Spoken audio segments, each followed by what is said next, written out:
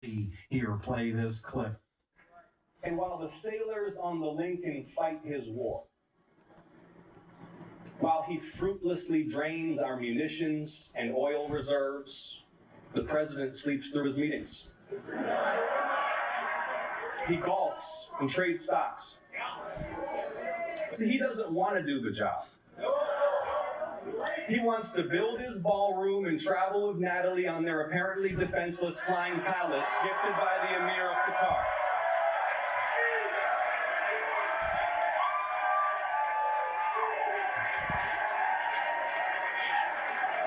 Told you. Senator Ossoff over here. Now remember, he promised to lower prices on day one. You remember that? And I want the president's remaining supporters to hear this, because it was all a lie. Under Donald J. Trump, it costs more than ever to stock your fridge, to power your home, to make a cup of coffee, to buy school supplies for your kid or a tractor for your farm. Gas is up 30% since inauguration. Diesel 47, coffee 35, ground beef 23%.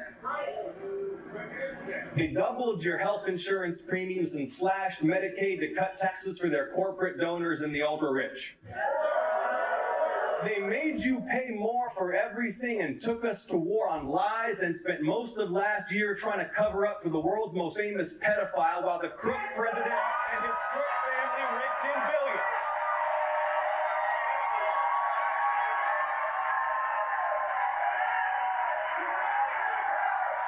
While your tax dollars were put to work backing Trump's businesses. See, they are literally the elites they pretend to hate. So say it again with me now, Atlanta. Enough is enough. More from done to our country. Here, play this clip.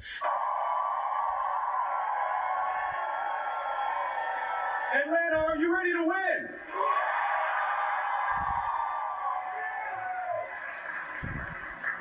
Now, I know many of you are here today because you just can't stand what's been done to our country. Our government made a tool of one man's vengeance, power, and wealth. Prices soar while the president rakes in billions. Cancer patients lose insurance while the rich get another tax cut. We're plunged deeper and deeper into another reckless war. Private prisons full of families grow in size and squalor. The Justice Department and even our intelligence agencies are twisted to serve this president's vendettas. But in 8 weeks, Atlanta, in 8 weeks, we can cast our ballots and say enough is enough.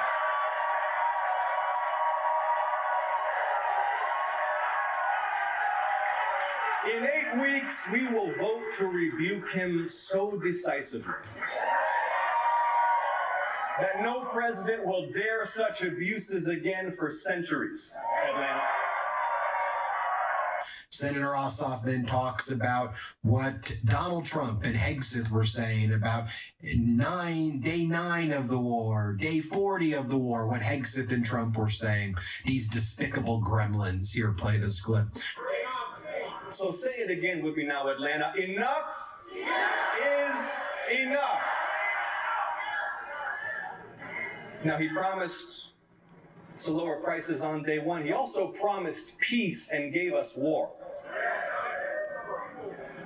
Now, in its 6 months, they drained our stockpiles to achieve nothing. Iran still has its uranium, Hormuz is still closed, and it was all lies. 18 brave Americans killed in action. Remember last year they claimed Iran's nuclear program had been obliterated? Then this year they claimed it posed an imminent nuclear threat? Both times lies. On day one of the war, listen to this, day one, The president said the war was, quote, ahead of schedule. Ahead of schedule. On day 4, he declared victory. Today is day 170. And did y'all see Hegseth in front of that committee? Did y'all see it? Listen to this. On day 9 of the war, the incompetent Pete Hegseth guaranteed Iranian surrender. On day 14, he claimed Iran's military had been destroyed. On day 40, he said every single objective had been achieved. That was 4 months ago. They've lied nonstop about this war like they lie about everything. And they know they're lying, but they lie, and they keep lying anyway, because in this White House, they view persistence in deceit as a virtue. You hear me, Atlanta?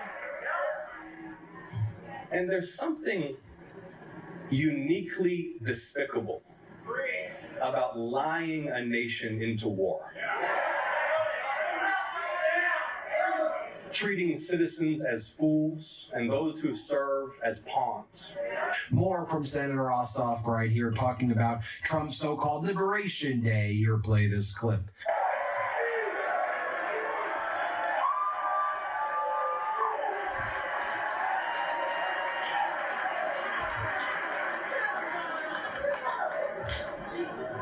And above all, Donald wants to get money.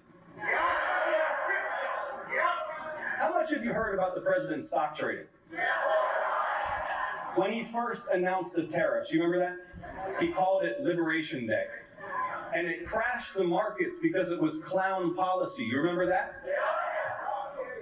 Okay, so follow me through on this. He announces the tariffs on April 2nd of last year.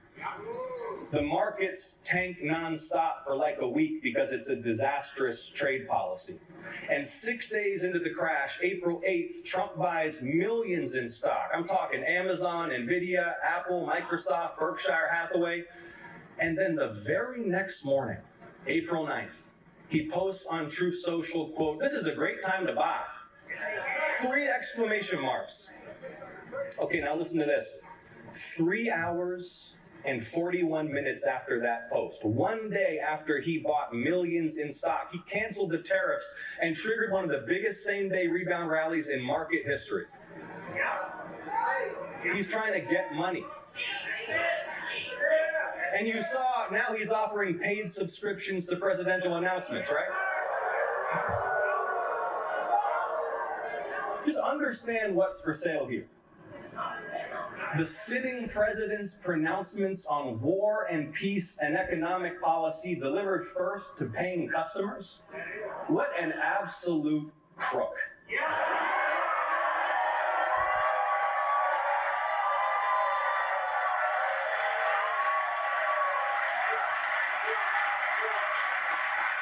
And speaking of crooks, not a lot of people know this, but Congressman Mike Collins is literally one of the most active crypto traders in the entire Congress, House or Senate. More from Senator Ossoff. Play this clip. And there's something uniquely despicable about lying a nation into war.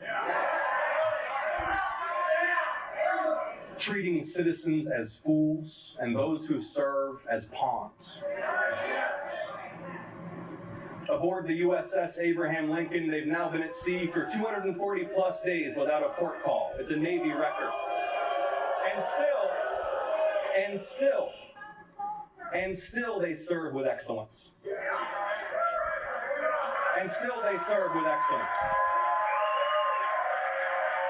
God bless the sailors, Marines, aviators, and all aboard the United States ship Abraham Lincoln.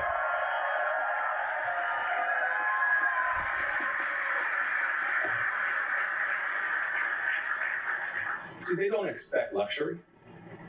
They'll endure hardship. But they deserve competent leaders who send them into combat only when necessary. And with decisive clarity of purpose, not fools who lie about the purpose and progress of war. And while the sailors on the Lincoln fight his war, while he fruitlessly drains our munitions and oil reserves, the president sleeps through his meetings. He golfs and trades stocks. See, he doesn't want to do the job. He wants to build his ballroom and travel with Natalie on their apparently defenseless flying palace gifted by the Emir of Qatar.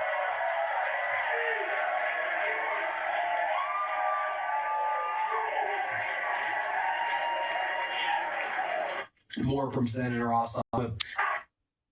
Somehow help them. The Mar-a-Lago mafia really has taken American corruption to spectacular new heights. But corruption in American politics runs a lot deeper than Donald Trump. And see, I get why people voted for him. Because even before he came on the scene, American politics was coin operated. Money's in, favors out. It's been running on corporate money, secret money, billionaire money, both sides. And when members of Congress aren't fundraising from lobbyists and corporate PACs, they're just trying to dodge getting bombed by these super PACs. So spectacular wealth buys an ever greater share of power over our national affairs. And this corruption is why nothing works for ordinary people. It's why you pay a fortune for prescriptions. Yes, sir. It's why your insurance company gets away with denying your cancer treatment. It's why we're promised progress and we get more of the same. So many broken promises. We promised tax cuts for the rich would grow the middle class.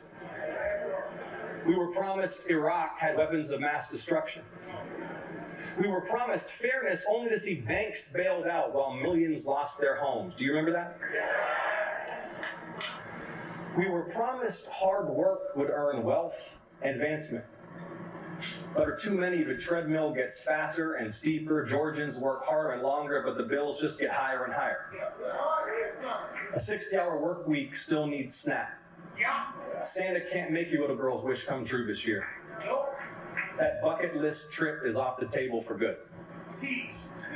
And the corporate disrespect is suffocating. Instead of reading to your child that precious spare hour after work, you're on the phone fighting your bank or the cable company. After a cancer diagnosis, you can't fight the cancer till you fight your insurance company while they try to deny you the care you need. A toddler's ambulance is followed by a $3,000 bill. So Trump promised to attack a broken system. I get it. Right target. Yes, the system is really rigged, but he's not unrigging it. He's re-rigging it for himself. So how do we unrig American politics? Well, first, follow the money. Citizens United was the most destructive Supreme Court decision in modern American history.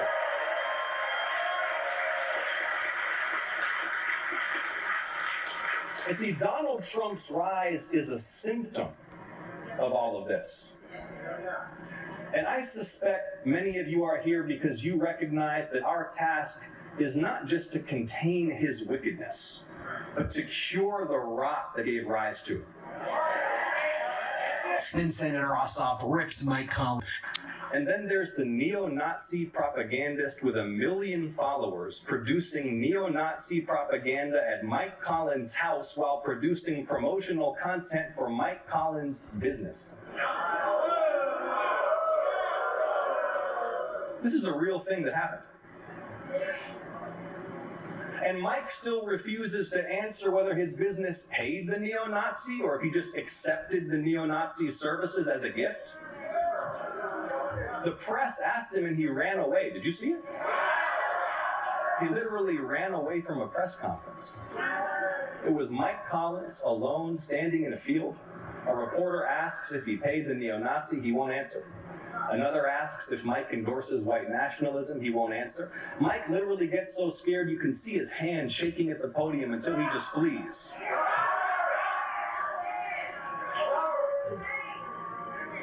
A crumbling little bigot.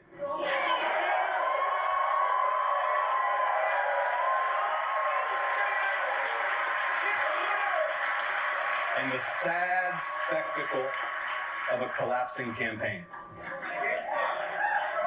Because, see, Brian Kemp was right about Mike Collins.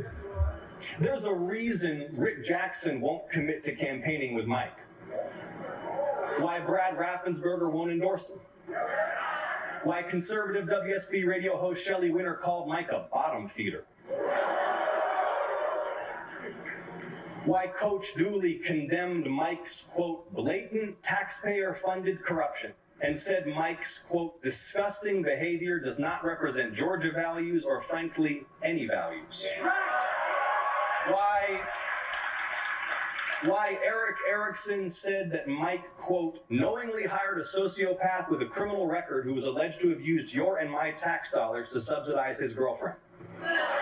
There's a reason one of the founders of the Tea Party said this summer, quote, I cannot in good conscience vote for Mike Collins. He is unfit for office, and warned that Collins would, quote, drag down the whole Republican ticket in Georgia.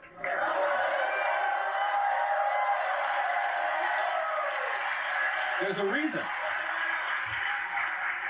And that reason is Mike Collins is a known bigot under federal investigation for the illegal misuse of tax dollars, surrounded by neo-Nazis and white nationalists, widely known for his poor character and low integrity, who voted for war and voted to cut your health care and is unfit for any elected office. More from this clip.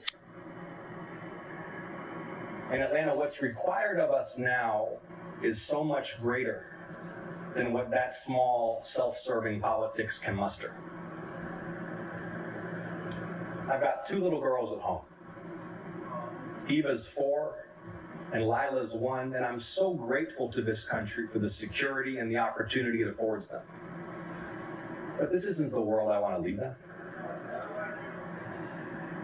Soon enough, they'll learn there's now plastic in human blood and breast milk. That toxic forever chemicals are in half the country's drinking water. Eva loves animal documentaries, and she'll learn that the butterflies are dying off. She'll ask me why I allowed these things to happen. She'll learn about the nuclear weapons that still threaten annihilation. And when you step back and consider it, the situation is absurd. Tech titans dig bunkers and warn us the new intelligence they're training could lead to mass joblessness or human extinction, and our Congress debates ballrooms and youth sports. We've amassed enough firepower to end the world 1,000 times over, but we can't summon the will to guarantee health care and pre-K. I say all this to say that it's the crushing weakness of our politics against the unmet needs of our people and the massive stakes of our times that's shaking our faith in the future. But Atlanta, I refuse to leave my girls a world as dark and dangerous and cruel as this one threatens to become. See, when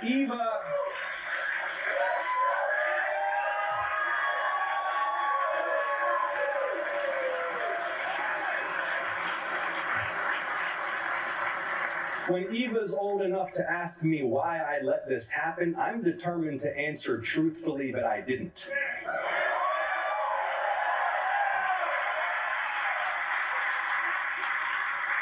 I'll tell her how the same year she turned 5, Georgia stood up all together, all at once, and said, enough is enough.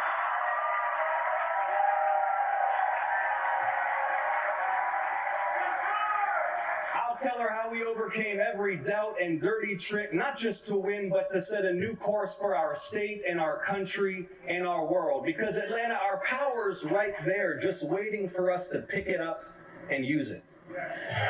And a wave is building.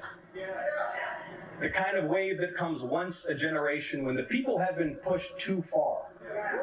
And they decide all together, all at once, to say what? Enough is enough. The polls open in 8 weeks, Atlanta. 8 weeks. Atlanta, are you ready to work? Atlanta, are you ready to win? Thank you. God bless you. Let's get it done. Thank you so much. Thank you.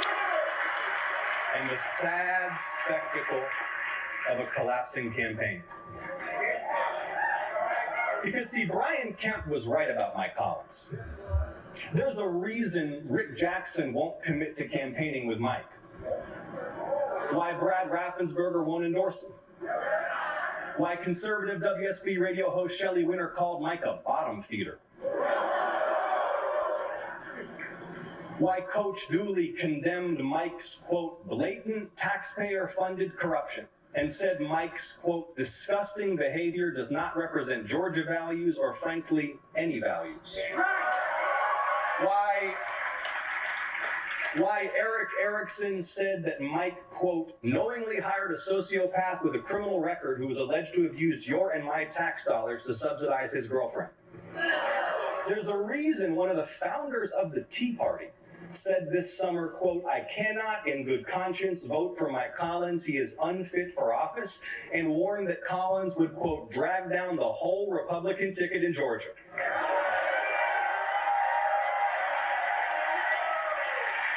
There's a reason.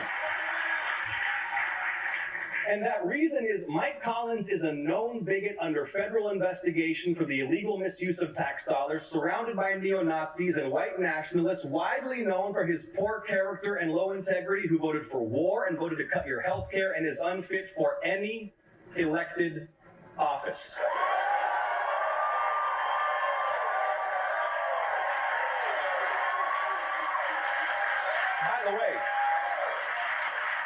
By the way, if you think what's come out so far about Mike is bad, believe me, there's more and worse on the way.